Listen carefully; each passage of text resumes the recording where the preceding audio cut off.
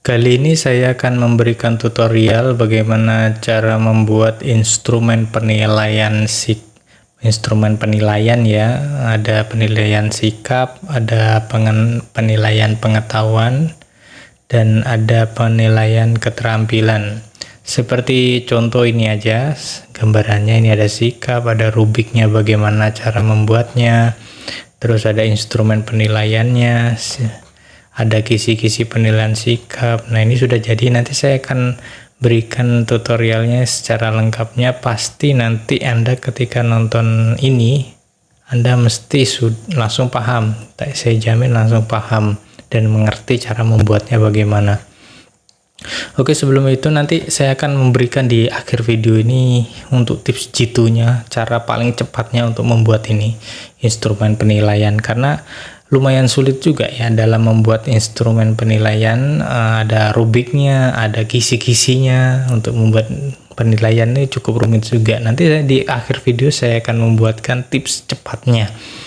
Oke, sebelum itu kita harus ketahui dulu bahwa nanti kita kan akan membuat ini instrumen ruang lingkup penilaian, ada sikap, ada pengetahuan, dan keterampilan. Kalau ini secara umumnya seperti itu. Misalnya sikap nanti ada cara penilaiannya, observasi, cara penilaian dengan penilaian peserta didik dan lain-lain. Terus ada pengetahuan, nanti cara nilainya dengan tes tulis, tes lisan, dan penugasan, misalnya seperti itu. Nanti kita akan pusing itu, lalu rubiknya bagaimana. Nah, kita sederhana saja, nanti kita buat ini saja. Nanti kita akan buat ini instrumen penilaian sikap. Kita akan membuat penilaian sikap, bukan instrumen ya. Kalau instrumen ada sendiri ya. Kita akan membuat penilaian sikap, kita akan membuat penilaian pengetahuan, kita akan membuat penilaian keterampilan ya. Kita akan buat itu. Terus nanti di sikap itu nanti kita akan membuat rubiknya, rubik penilaiannya bagaimana.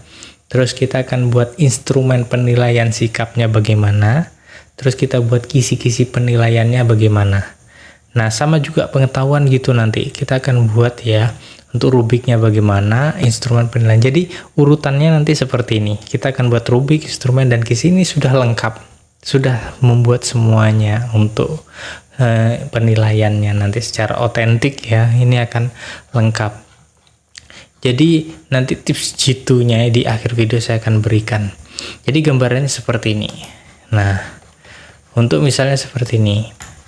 Kan di sini ada instrumen penilaian sikap. Jadi sikap itu nanti kita buat dulu awal tuh rubik.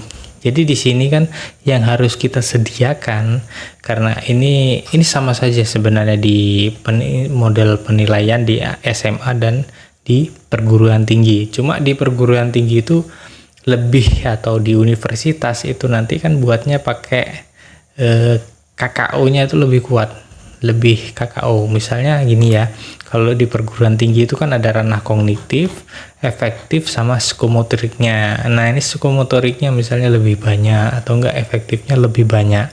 Itu sama saja. Tapi kalau dibuat, ini kan beda antara sekolah untuk sekolah dasar dengan misalnya sekolah SMA dengan perguruan tinggi kan beda.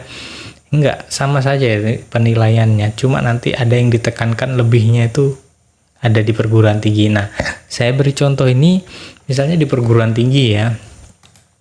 Nah, kita harus menyediakan RPS, biar RPS itu kalau di perguruan tinggi itu namanya RPS ya. Ini RPS OBE. Nanti bisa Anda download di link deskripsi. Kalau Anda misalnya belum bisa buat RPS, bisa download di link deskripsi untuk template-nya. Terus nanti kalau misalnya bagaimana cara buat RPS OBE-nya, itu bisa Anda cek juga nanti video saya yang sudah saya buatkan itu sebelumnya. Itu saya membuatkan secara detail ya, cara paling mudahnya untuk membuat RPS itu. Nah, ini RPS yang kita butuhkan itu sebenarnya ini. Nah, di kemampuan akhir yang diharapkan atau CPMK-nya. Ini harus kita fokuskan.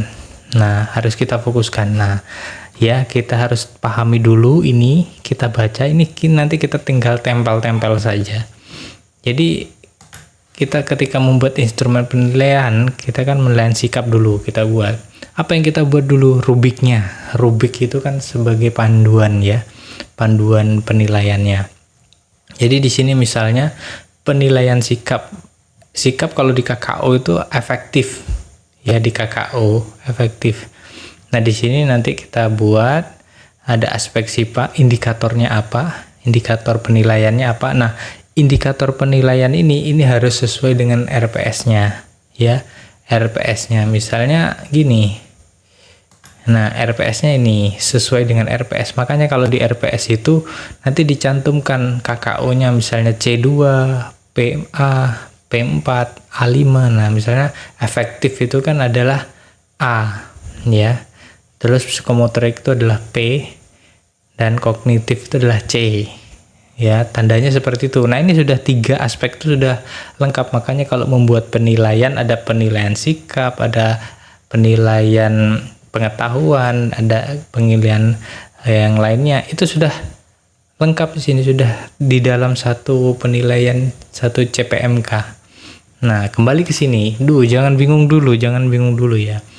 Nah ini sudah di sini indikatornya, ini misalnya seperti ini, menunjukkan ini sudah tercantum di RPS ya. Nanti kita buat skor. Nah ini rubiknya, mulai 4 sangat baik, 3 baik, cukup baik, dan kurang. Nah nanti cara membuatnya saya beritahu di akhir-akhirnya biar lebih mudah, biar lebih cepat.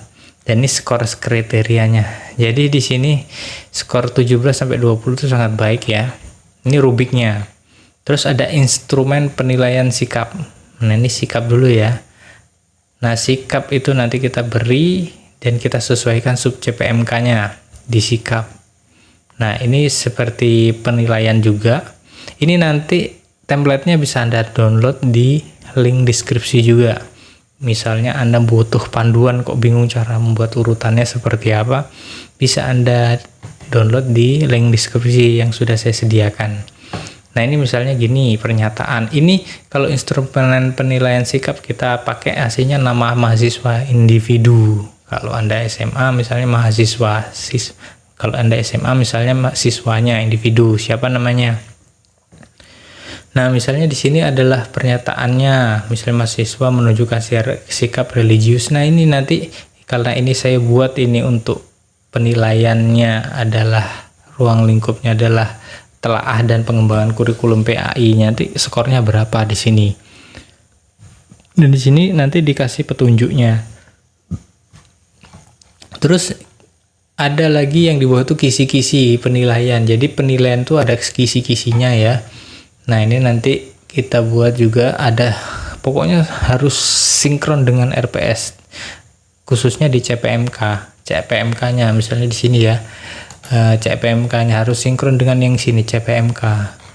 Nah misalnya sub CPMK 2 ini harus sinkron, jadi di sini harus tetap dicantumkan agar tetap sinkron. Misalnya sub CPMK ini, dan ini aspek sikapnya A5, efektifnya ini religius, dan indikatornya apa, dan bentuk perilaku ini, dan terus instrumennya 1 dan 2. Nanti ini tetap merujuk nih 1, 2 ini kembalinya kisi-kisi penilaian sikapnya masuknya ke nomor 1. Nah makanya di download dulu ini templatenya biar nanti bisa membuatnya dengan cepat. Terus di pengetahuan, nah di pengetahuan ini, nah tadi kan ada sikap, sekarang pengetahuan nanti kita buat rubiknya dulu, dan ini nanti harus ada keterkaitan dengan RPS, jadi kita kaitkan aja sub CPMK. Kalau misalnya pengen mengkaitkan indikatornya bagaimana, indikatornya juga boleh, bisa juga, yang penting keterkaitan gitu aja. Dan keterkaitan ranahnya apa, misalnya kognitif kan, misalnya pengetahuan itu kan otak ya, kognitif ya. Nah misalnya itu indikatornya apa. Nah ada skor-skornya, ini rubriknya ya, rubriknya penilaian untuk pengetahuan. Terus nanti ada instrumen penilaian pengetahuan di sini. Nah instrumen penilaian pengetahuan ini misalnya ini tetap instrumen penilaian pengetahuan, misalnya kalau di perguruan tinggi kan ada UAS dan UTS. Nah itu soalnya aja diambil, soalnya itu dipindah ke butir soal ini, soal UAS ini. Misalnya soal UAS saya pisah, misalnya butir soal UAS gitu. Nomor 1 apa? Jelaskan secara sistematis konsep pengembangan kurikulum, misalnya seperti itu. Nah, itu nanti masuk ke C2, memahami. Nah, terus nanti ada juga ke ini ya, kisi-kisi penilaian pengetahuannya. Nah, di sini sudah lengkap, ada materi pokok, level kognitif, bentuk, dan nomor soal. Terus ada lagi yang terakhir, yaitu adalah keterampilan. Nah, nanti keterampilan kita buat apa? Rubrik, terus instrumennya, dan kisi-kisinya. Sudah, itu aja cukup. Jadi sederhana pola pikirnya, yang penting itu dulu. Terus nanti untuk mengkaitkan materi di dalamnya, kita fokus sama yang ini, sub CPMK 2-nya. Ya, sub CPMK 2 di RPS. Makanya RPS harus bisa buat dulu. Kalau belum bisa buat, nonton video saya yang sudah saya buat kemarin itu tentang cara membuat RPS UBE. Nah, itu nanti kita buat. Nah, langsung sampai ini nanti instrumen penilaiannya tetap soal, misalnya ada ini keterampilan, kita buat gini aja, mahasiswa menjelaskan konsep. Misalnya kita instrumen keterampilannya kita ambil dari tugas kelompok. Kalau misalnya di perkuliahan itu ya, kita buat kelompok-kelompok presentasi misalnya seperti itu.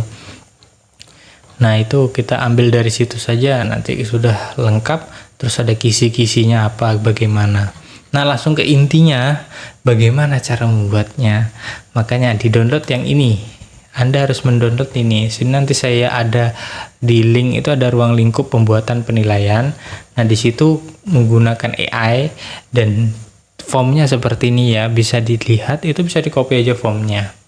Nah, misalnya kita buatkan instrumen penilaian sikap. Nah, ini boleh diganti, nanti tinggal diganti ininya aja. Misalnya Anda membuat instrumen penilaian sikap, terus nanti ganti lagi membuat rubrik penilaian sikap, atau enggak membuat kisi-kisi penilaian sikap. Nah, ini nanti diganti nih, yang hijau ini, warna hijau diganti ini aja.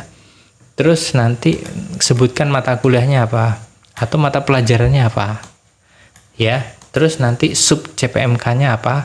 Nah, misalnya Anda kan ngambilnya langsung dari CPMK atau pertemuan pertama sampai pertemuan keempat misalnya seperti itu. Nanti CPMK-nya tuh diambil aja, CPMK-nya dia dikopikan ke sini. Nah, syaratnya kalau biar ada keterampilan kognitif, ada kognitif sama ada sikap, itu harus lengkap ya, ada C, ada P, ada A. Kalau sampai di RPS-nya nggak ada C-nya, nggak ada kognitifnya, ya itu sulit dibuatkan oleh ChatGPT, maka dia ngawur. Atau nggak ada pengetahuannya, atau ada efektifnya, atau sikapnya. Nah, kalau nggak ada di 3 itu unsur itu, nanti kan Anda kopikan ke sini, ini yang warna biru muda ini, Anda kopikan ke sini, nanti dia akan mengarang. Jadi harus sesuai ya. Nah, ini bisa Anda copy langsung ke ChatGPT atau AI yang lain yang bisa menjawab. Nah, ini tinggal ganti ini, instrumen penilaian sikapnya bisa diganti, terus judul mata kuliahnya nanti tinggal ganti, dan ininya nanti disesuaikan sama RPS-nya. Nah, itu nanti akan menjawab satu persatu dan jadi seperti ini. Dan jadi nanti seperti ini sudah jadi seperti ini. Jadi ini murni, tapi ini tetap mengarah pada instrumen penilaian yang sesuai dengan RPS yang kita buat.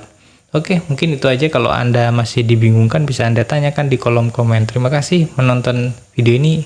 Kalau ada pertanyaan, minta buatkan video selanjutnya tentang apa, bisa Anda request di kolom komen ya. Terima kasih. Assalamualaikum warahmatullahi wabarakatuh.